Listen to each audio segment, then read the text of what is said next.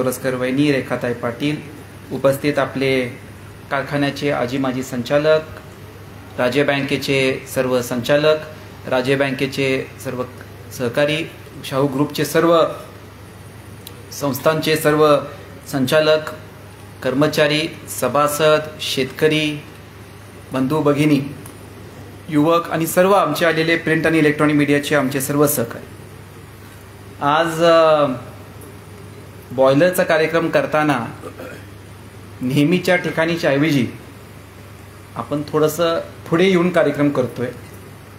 MD साहेब, काही सभासदांची शंका होती, आता पुढच्या वर्षी काय रस्त्यावर कार्यक्रम करायचा का, कारण एवढं एक्सपान्शन आपल्या कारखान्याचं होतंय. एमडी साहेबांनी आपल्या भाषणामध्ये टेक्निकली सगळं सांगितलं, थोडंसं ते सोप्या भाषेत. आता आपण नेहमीच्या जागेवर करू शकलो नाही, कारण माझ्या मागे जी जागा आपण बघताय तिथं नवीन बॉयलर येणार आहे, तिथं कोजनचं एक्सपान्शन होणार आहे. ते एक्झॅक्टली आपल्या मागे ती जागा आता त्याला रिझर्व्ड आहे. जानेवारी महिन्यापर्यंत आपलं हे सगळं पूर्ण होणार आहे. उजवीकडे जो तो सेक्शन नवीन झाला आहे, तुम्हाला हायवेवरून पण दिसतो बघा, तो पांढरी बिल्डिंग झाली आहे, ऑरेंज फ्लोर रूफ आहे त्याला, तो ड्रायर आहे. की आपल्याला आठवतंय 2015 मध्ये आपण बायोडायजेस्टरचा एक कार्यक्रम घेतला. त्याच्यामध्ये आपण काय केलं, स्पेंट वॉश जे बाहेर पडत होतं त्याच्यावर प्रक्रिया करून त्याच्यातून आपण बायोगॅस करत होतो, आणि ती स्टीम तीव्रता कमी झाली, पण स्पेंट वॉश तेवढंच येत होतं. आत्ता ड्रायरमध्ये असं होणार की 0% 1 ml पण स्पेंट वॉश आता राहणार नाही. तो आलेला सगळा स्पेंट वॉश आपण ते ड्रायर बॉयलरमध्ये जोडणार, बॉयलरमध्ये करणार, आणि त्याच्यामध्ये आपण शाहू पोटॅश नावाचा एक नवीन पदार्थ आपण मार्केटमध्ये लॉन्च करणार आहे शाहू कृषीच्या मार्फत. कारण आज आपल्या देशामध्ये पोटॅशची प्रचंड कमतरता आहे. आज आपल्या देशामध्ये बाहेरच्या देशामधून इम्पोर्टला काय आयात आपण करतोय, आणि तसं आपल्या देशांचे पंतप्रधान नरेंद्र मोदींचं स्वप्न आहे की जे गोष्टी आपण बाहेरून आयात करतोय त्या सगळ्या गोष्टी भारतामध्ये व्हायला पाहिजे. आणि त्याच्यातलाच एक भाग म्हणजे हे पोटॅश. कारण स्पेंट वॉशमध्ये 22% 20 ते 22% पोटॅश असते. त्याला दाणेदार आपण ते पोटॅश करणार आहे, आणि त्याच्यावर आपण तो प्रोडक्ट लॉन्च करणार आहे. आणि एक आईसाहेबांचा मानस आहे की मार्केटमध्ये जे काही शाहू पोटॅशचे दर आहेत त्याच्यापेक्षा कमी दराने आपल्या सभासदांना आपण शाहू पोटॅशची सुविधा उपलब्ध करून देणार आहे.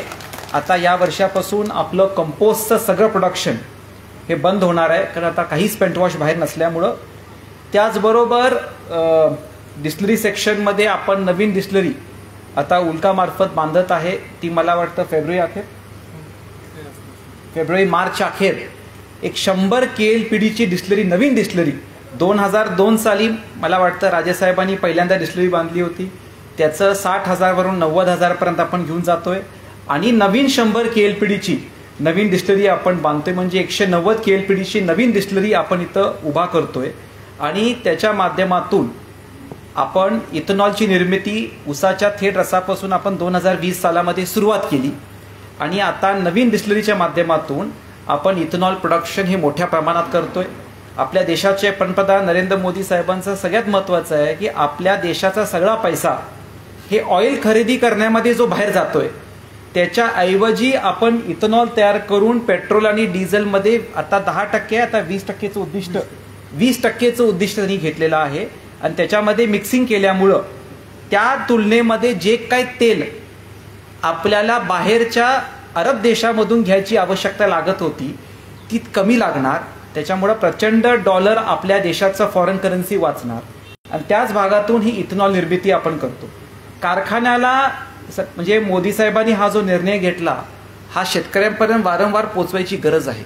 कारण आज बघा, आपण जी साखर तयार करतो ती साखर तयार केल्यानंतर 14 ते 16 महिने ॲव्हरेज सरासरी आपण त्याला गोडाऊनमध्ये ठेवतो. 30 रुपये व्याज महिन्याला, 30 रुपये व्याज महिन्याला आपल्याला बँकेला खेळतं भांडवल घेतल्यामुळे भरावं लागतं. त्याच्या तुलनेत आपण जे इथेनॉल करतो, म्हणजे जेवढे इथेनॉल करणार तेवढी साखर आपण कमी केली. जेवढं इथेनॉल आपण करतो ते डायरेक्ट आपण ऑइल कंपनीना विकतो, आणि आपल्याला 21 दिवसांमध्ये त्याची पेमेंट मिळते. म्हणजे जे 30 रुपयेचं पोत्यावरचं व्याज आहे त्याची सगळी आपली बचत होते. आणि त्याच्यामुळं आपण इथेनॉलमध्ये एक्सपान्शन करतोय. आणि केंद्र शासनाचं आपण अभिनंदन केलं पाहिजे. त्यांनी 5,000 कोटीचा एक फंड तयार केला. त्याच्या मार्फत जे जे प्रकल्प नवीन डिस्टिलरी प्रकल्प करून इथेनॉल करणार त्याच्यामध्ये त्यांना इंटरेस्ट सबव्हेन्शन म्हणजे आता आपल्या कारखान्यामध्ये माझ्या हिशोबाने 93 कोटीचा जो आता आपण टोटल कर्ज घेतला 170 कोटी, त्याच्यापैकी 93 कोटीचा कर्ज डिस्टिलरीमध्ये पात्र झालाय. ह्याचं वैशिष्ट्य असं की या योजनेमध्ये 93 कोटी कर्ज पात्र झाल्यामुळं कमीच कमी 5 कोटीचं व्याज हे केंद्र शासन भरते. आपल्याला भरायची आवश्यकता नाही. वर्षाला 5 कोटीचं व्याज म्हणजे तसा तुम्ही विचार केला की वर्षाला आपलं 5 कोटी व्याज वाचतं. हे फक्त केंद्र शासनाच्या ते योजनेमुळं आपल्याला व्याज वाचतंय. आणि आता शेवटचा जो प्रकल्प आहे थोडंसं ह्या बाजूला मागे आहे ते म्हणजे सल्फर मुक्त साखर. आता ज्याचा उल्लेख MD साहेबांनी केला, एवढ्या वर्षामध्ये सल्फर फ्री साखरेची मागणी कॉर्पोरेट क्लायंट्सकडून होती. राजेसाहेबांकडे प्रत्येक वेळी हा प्रस्ताव मांडला गेला की आपण रिफायनरी केली पाहिजे. पण तेव्हा परिस्थिती अशी होती की 50 ते 60 कोटी रुपये खर्च करून रिफायनरी करायची आणि हे सगळं करून कॉर्पोरेट क्लायंट्स नॉर्मल साखरेच्या दरावरच ते दर देणार होते. तेव्हा राजेसाहेब म्हटले कशाला करायची. पण आता हळूहळू सल्फर मुक्त साखरेला आता कॉर्पोरेट क्लायंट कमीत कमी 50 पैसे ते 1 रुपये दर जास्त द्यायला लागलेत. आणि त्याच्यामुळं रिफायनरीच्या ऐवजी सल्फर फ्री साखर हा प्रकल्प मला वाटतं महाराष्ट्रामध्ये बोटावर मोजणारे एवढे कारखाने आणि पश्चिम महाराष्ट्रामध्ये हा पहिला कारखाना आहे ज्यांनी सल्फर फ्री हा प्रकल्प आपण घेतलाय. म्हणजे 45 एकुमसा एवढी साखरचं एकुमसा मिळेल. ज्याच्यामुळं आता आपल्याकडे एका वेळी हल्दीराम नावाचं मोठा क्लायंट होतं. एवढ्या लांबून इथं येऊन साखर घेऊन जायचे. पण नंतर त्यांना त्यांच्या कॉर्पोरेट रिक्वायरमेंट्समध्ये सल्फर फ्री साखरेची मागणी होती, ती आपण करू शकलो नाही. आणि त्याच्यामुळं आता हे सल्फर फ्रीचा प्रकल्प जेव्हा पूर्ण होईल तेव्हा आपण ह्या सगळ्या कॉर्पोरेट क्लायंट्सवर स्वतः जाऊन करार करणार आहे, ज्याच्या माध्यमातून आपल्याला ही साखर 50 पैसे ते 1 रुपयेमध्ये आपण देऊ शकतो. आणि हा जो सगळे प्रकल्प आपण केलेत या सगळ्या माध्यमातून या सल्फर फ्री साखरेमध्ये आता आपला टार्गेट आहे की आपल्या टोटल साखरेपैकी किती साखर आपण त्यामध्ये देणार आहे, सगळीच साखर करायचं आपलं मानस आहे. आणि तो प्रकल्पाचा 12 कोटी ते 15 कोटीचा खर्च आहे. 3 वर्षामध्ये तो सगळा कर्ज फेडून आपण प्रॉफिटमध्ये येऊ या अनुषंगाने आपण सल्फर फ्रीचं एक नवीन प्रकल्प आपल्या कारखान्यामार्फत घेतले. बायो CNG ज्याच्यावर आपण ट्रॅक्टरचे प्रयोग केले तोही प्रकल्प मला करायचा होता. पण स्वर्गीय राजेसाहेबांनी जे आपल्याला नेहमी सांगितलं की एक कर्जाची क्षमताच्या पुढे आपण जायचं नाही, बरोबर. आणि त्या अनुषंगाने ती लिमिट आपण ठरवली. आमची लिमिट होती 160, आपण 170 पर्यंत घेऊ गेलो. त्याच्यावर आता आपण बूट बेसिस म्हणजे आता प्राजच्या माध्यमातून आपण गेल कंपनीवर चर्चेत आहोत. आणि त्या कंपनीवर चर्चा 2-3 कंपनीज आहेत, गेल सकट आणि 2-3 कंपनीचं आम्ही चर्चा करतोय. त्याच्यावर करार करून बायो CNGचं आपण परमिशन घेऊन एक पंप पण घ्यायचं नियोजन करतोय, बायो CNGचा पंप. कारण त्याची मागणी आता मला वाटतं MIDC मध्ये एक पंप आलाय, पण ह्या भागामध्ये आपल्याकडे प्रॉपर पंप नाही आहे.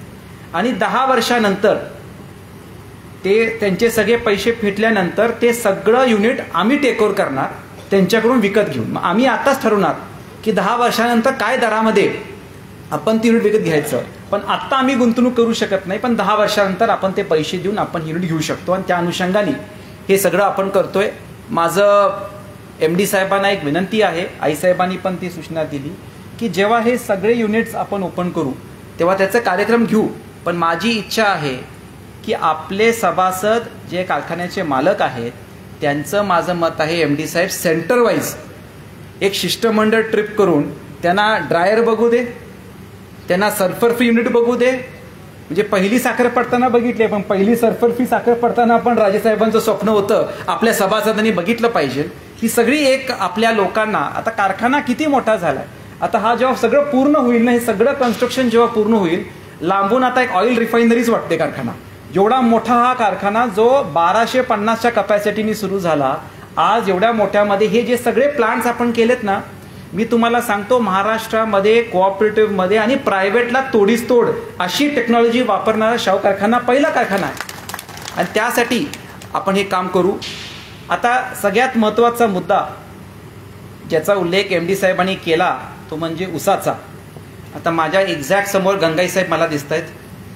त्यांच्या उजवीकडे केन डेव्हलपमेंट ऑफिसर पण आहेत, बरोबर. त्यांनी आता थांबा तिसरं नाव घेतोय अजून पुढचं.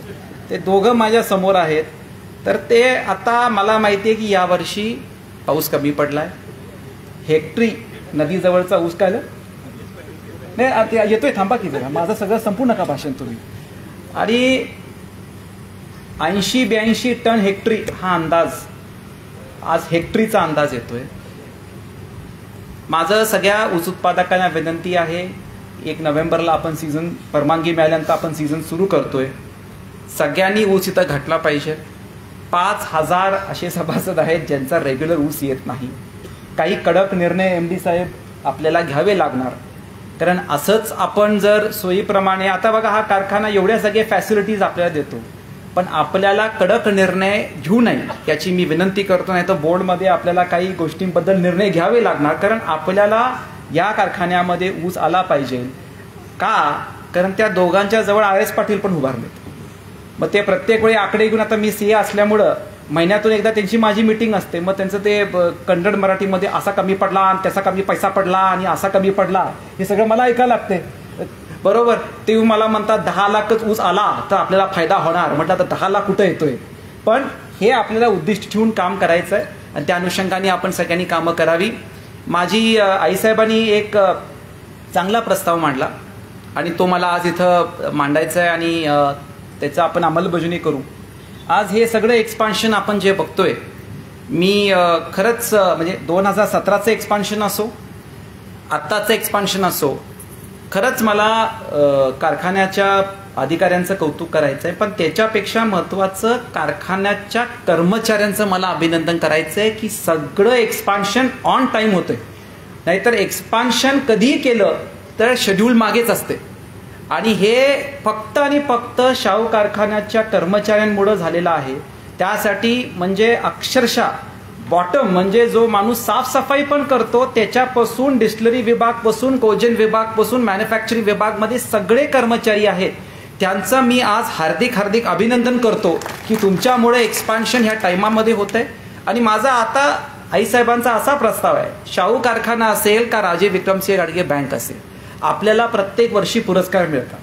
आता पुरस्कार जेव्हा याच्या पुढे आपल्याला VSIचा असेल का नॅशनल शुगर फेडरेशनचा असेल, कोजनचा असेल का बँकेचं ब्लू रिबन असेल का बँकोर पुरस्कार असतील, आपण संचालकांना घेऊन जातो आणि अधिकाऱ्याला घेऊन जातो, पण आपण कर्मचाऱ्यांना घेऊन जात नाही, कामगारांना घेऊन जात नाही. तर माझं राजेसाहेबांनी 2009 मध्ये मला आठवते शंग्रीला हॉटेलमध्ये पुरस्कार झाला, तेव्हा 25-30 जे सभासद, मला वाटतं स्वर्गीय नुर्ले साहेब पण त्यामध्ये होते, सभासदांना पहिल्यांदा घेऊन गेले होते.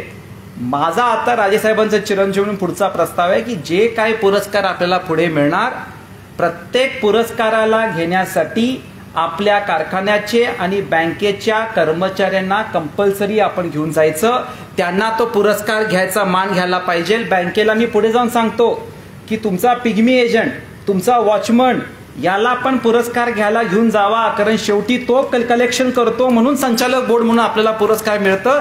ही नवीन एक संकल्पना मला वाटते की आमचा अभिमान आहे की आमच्या सगळ्या कर्मचाऱ्यांच्या मार्फत आपण हे पुरस्कार घेऊ. आता कोणाला घेऊन जायचं कोणाला नाही घेऊन, जर राजकीय भाषेमध्ये चिठ्ठ्या टाका, ज्याचं नाव येईल त्याला घेऊन जावा, म्हणजे उद्या भांडाभांडी नको की या अधिकारी मला आवडत नाही म्हणून तरी माझं नाव घेतलं नाही. त्यातून माझी एक सूचना आहे की जे कर्मचारी रिटायर होणार आहेत 6 महिन्यामध्ये 3 महिन्यामध्ये, त्यांना प्राधान्य आपण द्यावं. आणि हा अनुषंगाने एक नवीन संकल्पना, कारण शाहू कारखान्याच्या सगळ्या कर्मचाऱ्यांमुळं आपलं सगळ्यांचं अस्तित्व आहे. त्यांचं मी परत एक्सपान्शनमध्ये अभिनंदन करतो आणि येत्या सीझनला आपल्या सगळ्यांना शुभेच्छा देऊन मी थांबतो. जय हिंद, जय महाराष्ट्र. धन्यवाद साहेब.